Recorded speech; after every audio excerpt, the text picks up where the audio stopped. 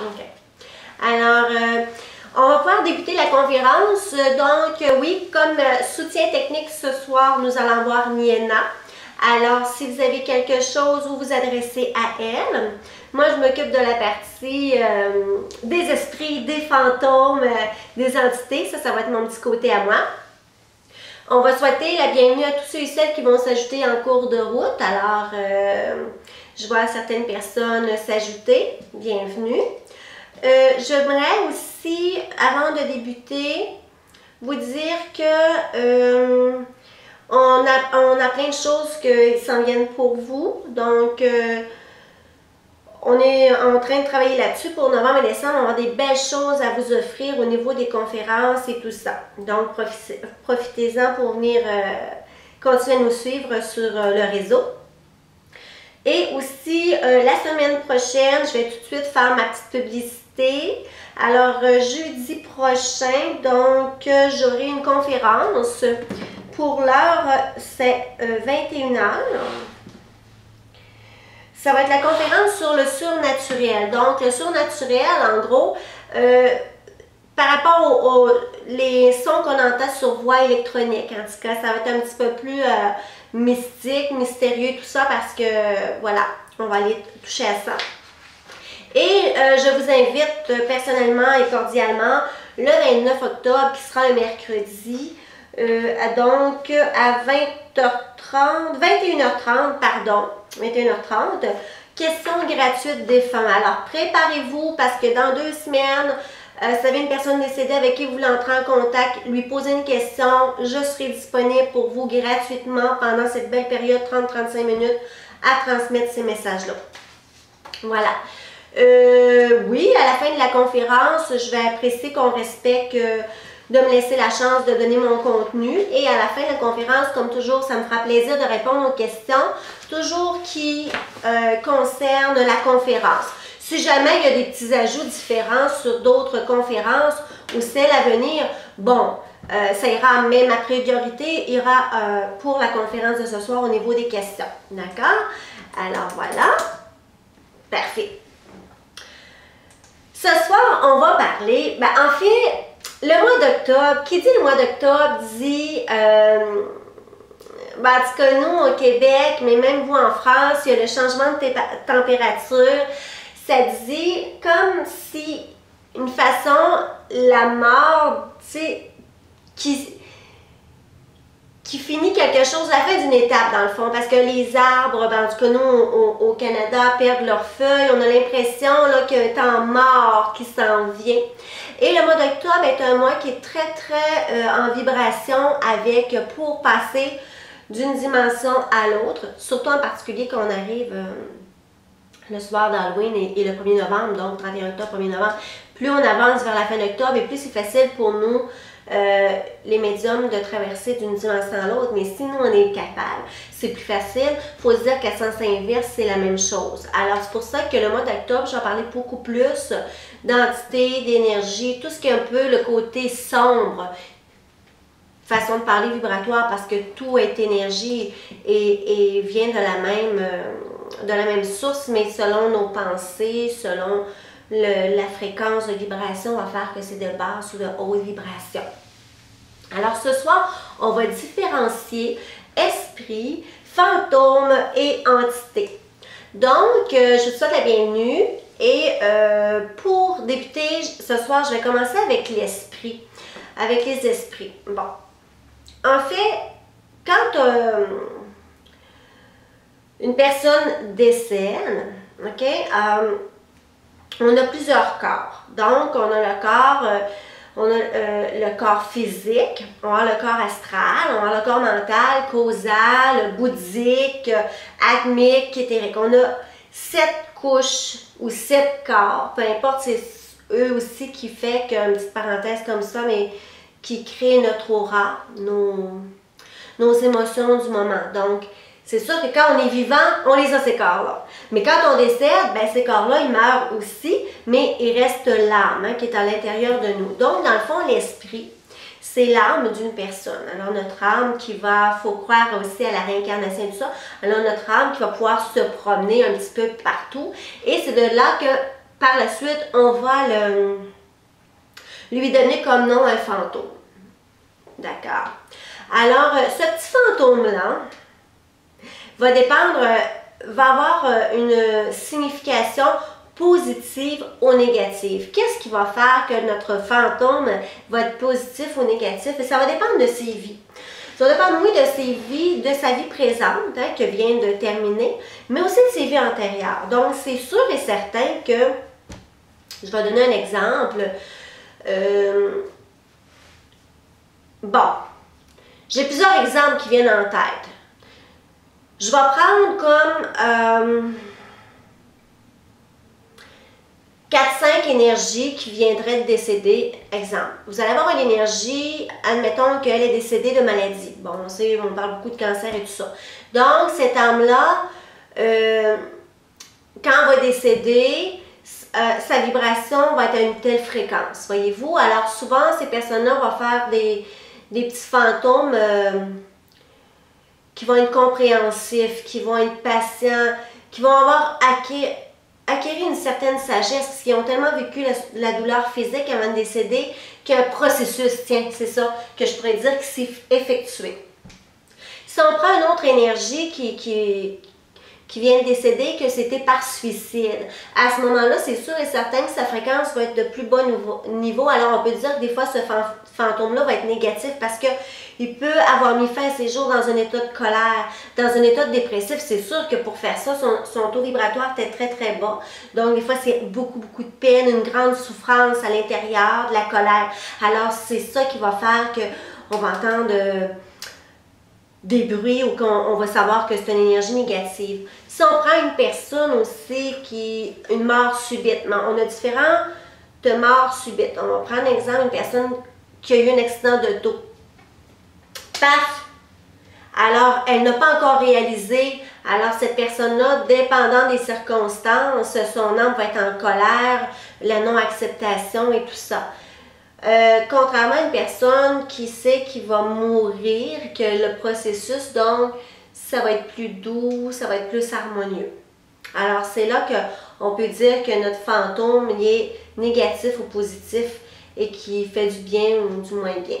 Alors, quand cet esprit à la base qui est devenu un fantôme, s'il est vraiment négatif à ce moment-là, là on va lui donner ou lui attitrer un autre nom, on va plus parler d'entité. Alors, je mets ça en suspens pour l'instant et je continue avec mon fantôme. Bon, notre fantôme, qui est un bon petit fantôme, alors souvent lui, vous allez l'apercevoir, il va dégager une image floue. Ça va être lumineux. Ça peut prendre parfois une apparence humaine. On dirait une petite brume. Là. On n'est pas certain si c'est une forme, parce que c'est brumeux.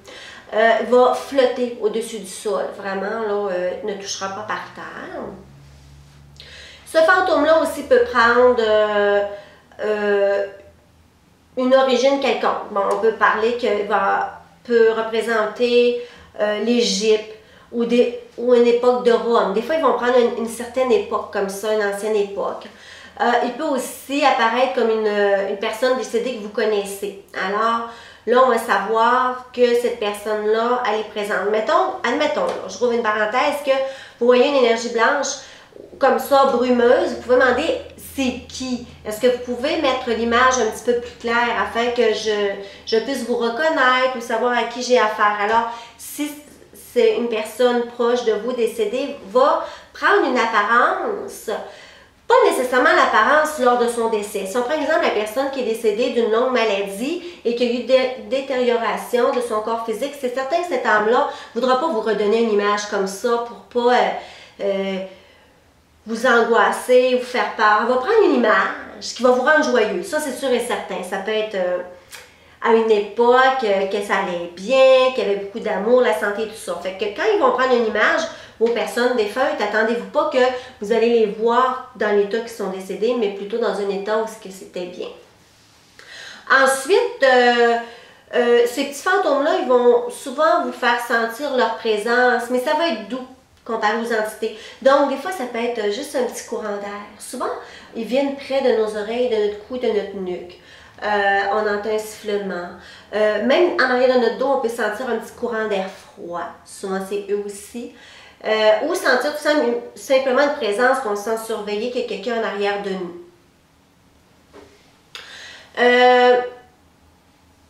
Le fantôme aussi peut avoir, comme je vous dis, peut être très très ancien. Donc, comme appartenir à une vieille époque, puis qui va être daté vraiment d'un autre siècle. Et c'est là qu'il faut être, je vais dire sur ses gardes, peut-être c'est un peu exagéré comme mot, mais être vigilant, tiens, que je pourrais dire, parce que ces fantômes-là qui représentent une époque de plusieurs, des fois milliers, centaines d'années, ils vont prendre possession des lieux, eux autres. Puis des fois, c'est ça, vous pouvez ressentir plus comme une agression ou une attaque venant de leur part. Parce que eux, dans le fond, là, mettons qu'habiter, vous visitez un lieu touristique, un lieu public comme un monastère, un château, bien, vous allez ressentir, mais il a comme pris possession de l'endroit. Fait que c'est ça qui devient un petit peu délicat quand c'est des fantômes qui, ça fait longtemps, qui ont décidé, eux autres, de ne pas aller tout de suite vers d'autres plans. Et ils vont vraiment habiter ce lieu. Puis, si c'est un château, un monastère, c'est pas si mal parce que c'est une visite de lieu. Donc, vous faites juste visiter, vous êtes des étrangers. Mais où est-ce que ça peut devenir compliqué, c'est si vous avez acheté une vieille maison, une ancienne demeure qui, oh mon Dieu, qui date de plusieurs années. Des fois, on voit des maisons centenaires. Et là, à ce moment-là, les personnes qui ont habité, qui ont été décédées, parce que là, je vais rouvrir une autre parenthèse, un flash, là, parce que dans une certaine époque, là, c'est sûr que moi, vous allez dire, mais non, Chantal, mais moi, j'ai quand même un certain âge et je me souviens que si on recule à mes grands-parents et tout ça, ils exposaient les personnes dans la maison que ces gens-là habitaient, voyez-vous. Et ce que ça faisait, c'est que l'âme, à ce moment-là, reste dans les lieux, dans sa maison et tout ça. Et les gens qui ont acheté des anciennes maisons comme ça, souvent, ben, ces petits fantômes-là, ils ont décidé que c'était chez eux. Fait que là, vous, quand vous arrivez et vous achetez ça, bien, dans le fond, même si vous qui êtes propriétaire, qui avez payé la demeure, eux considèrent que vous êtes les locataires. Donc, si vous ne modifiez pas la maison, vous ne faites pas trop de dérangement, normalement, vous devriez faire un bon voisinage, donc bien vous entendre et tout ça. Où est-ce que ça peut se gâter? C'est lorsque les gens me disent qu'ils ont commencé à faire des travaux et que là, ils ressentent que ça ne fonctionne plus. Comment ça peut ne plus fonctionner? Bon, j'ai plein d'exemples à vous donner parce que j'ai nettoyé plusieurs demeures comme ça. On va voir des fois des incendies se déclencher. On va voir vraiment que quand les gens vont essayer de faire des travaux, il va y avoir des blocages. Ça peut être quelque chose qui brise. Moi, j'ai vu une espèce de... Ben, je vais dire un bloc appartement où il y avait plusieurs logements. Il me semble que c'était 6, entre 4 et 6 logements. Et vous savez quoi? Lorsque la personne a fait les travaux, a rénové, bien les 4 ou 6 logements ont eu le même bris. C'est quasi impossible parce qu'ils n'ont pas changé dans tous les appartements la pièce qui a cassé, voyez-vous. Donc, ils rénovaient l'extérieur et tout ça. Il y a des parties qui n'ont pas été changées. Et tout l'immeuble, les 4 ou 6 logements, telle pièce dans un endroit à casser la même pièce. Alors, c'est pour ça que je vous dis que si vous apportez des travaux majeurs, à ce moment-là, il faut négocier ou faire appel à un professionnel pour permettre de résoudre les problèmes. Le professionnel, dans le fond, ce qu'il va faire, lui, c'est qu'il va dialoguer, il va prendre une entente avec les énergies, il va les aider à passer vers des plans supérieurs et tout ça, et il va vous remettre propriétaire des lieux. Alors voilà, je me suis un petit peu, plusieurs parenthèses, mais bon, j'avais des flashs. Si on parle maintenant des entités, vous savez, les fantômes qui sont un petit peu moins bons, là, ils deviennent des entités. Pourquoi ils deviennent des entités? C'est que ils n'ont pas, en fait, les objectifs principaux ou leur mission, leur destination, peu importe, est vraiment différente que le bon fantôme ou l'esprit, si on peut dire ça comme ça. Parce qu'eux autres, l'entité négative, elle va s'accrocher vraiment à l'être humain. C'est comme, vous êtes une bouée de sauvetage pour elle. Son but, c'est d'essayer en fait, d'être un être humain, mais elle ne l'est plus, là, t'sais. Alors, elle va profiter de vos moments de faiblesse pour s'accrocher. Elle va aussi se nourrir de votre énergie vivante, votre énergie physique. Et vous, par la suite, vous allez vous sentir affaiblir. Ce qu'elle peut faire aussi, elle peut vous induire en erreur des fois dans une décision à prendre. Aussitôt que vous allez avoir peur, ben, c'est son aliment favori. Fait que si vous avez peur, souvent, là, ben, cette entité-là va devenir de plus en plus forte. Elle va prendre de plus en plus de force. L'entité, elle, c'est toujours néfaste. Hein? Fait que c'est pas bien. Il faut vraiment s'en départir. Tandis que le petit fantôme, comme on parlait, vos personnes, des fois une chair, des fois c'est des petits guides, ils sont là vous protéger de courte durée, de longue durée. Alors à ce moment-là, vous pouvez très bien cohabiter. Il n'y a pas de souci. Les entités, son objectif à elle, c'est vraiment elle. Que elle. C'est son souci, son besoin. Elle va faire beaucoup de bruit. Elle va montrer qu'elle est là. Elle va dire, écoute, moi, là, je suis ici, là. Donc, tu as intérêt à m'écouter ou à fonctionner comme je le dis. Ça va être peut-être pas trop fort au début, les bruits, mais plus ça va aller, plus elle va prendre de l'espace et plus elle va faire sentir sa présence. Des fois, vous allez dire, comment on peut savoir quand j'achète une maison neuve? Là, quand on achète une maison neuve, pas obligé qu'elle soit très neuve, mais pour vous, c'est votre nouvelle maison, mais elle a eu déjà des propriétaires.